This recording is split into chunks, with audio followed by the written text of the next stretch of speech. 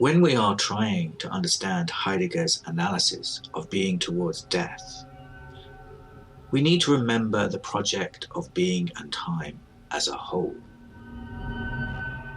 Its aim is to convince us that there is a question of being to be answered.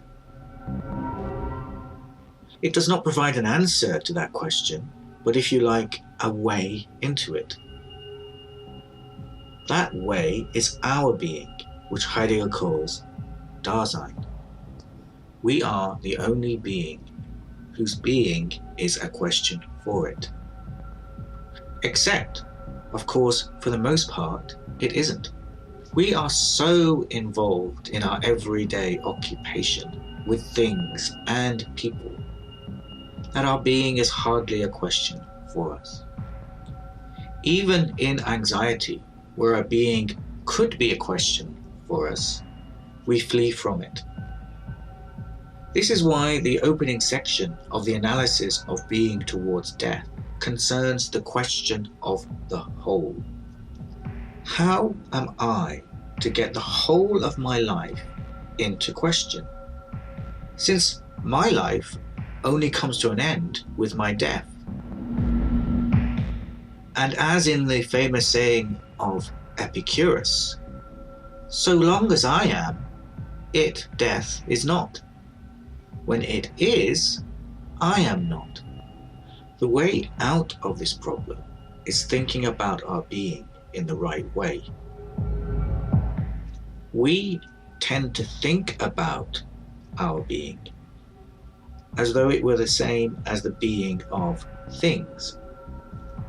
This is why we think that the answer to every question is a scientific one. Science, Heidegger would say, tells us about things, but it has nothing to say about the being of things, and still less the difference between their being and ours. Part of the lesson of being in time is to get us to see that our being is very different. And this is the key to understanding the analysis of being towards death. The proper way to think about our existence, Heidegger says, is in terms of possibilities. And this is how we are to think about our death.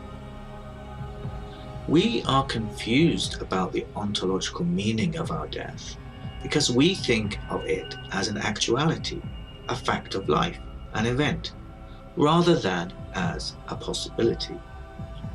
Much of the phenomenological description of death in Being and Time is to show in what way we should not think of it as an actuality. Nonetheless, Heidegger adds, even if we were to think of Dasein's being in terms of possibility rather than actuality, does that really solve the problem of obtaining the whole of Dasein's being? For when we think about our being in terms of possibilities, are they not always incomplete? When I ask you about a future possibility, becoming a teacher, for example, isn't that possibility always something that has not yet happened? And this not yet belongs essentially to the meaning of possibility. Even the possibility of my death has not yet happened. So we are no closer to the whole of Dasein's existence than before. Even when we think about its being in terms of possibilities rather than actualities, facts, or events. Perhaps one way out of this impasse is to experience death through the death of another, for they surely are part of my experience of the world. But in experiencing the death of another, am I really experiencing their death? Isn't the other person just part of my life like anything else? Either the other is someone I am concerned about, and therefore their death matters to me, or I'm indifferent to them, and they are nothing more than a corpse. Either way, I cannot experience their dying as though it were my own. Everyone, it seems, has to die their own death? The answer to this problem will be in returning back to the question of what we mean by possibility. Perhaps we are still thinking of possibility in terms of actuality. Perhaps there is another way of thinking about possibility. This will be the topic of the next video essay.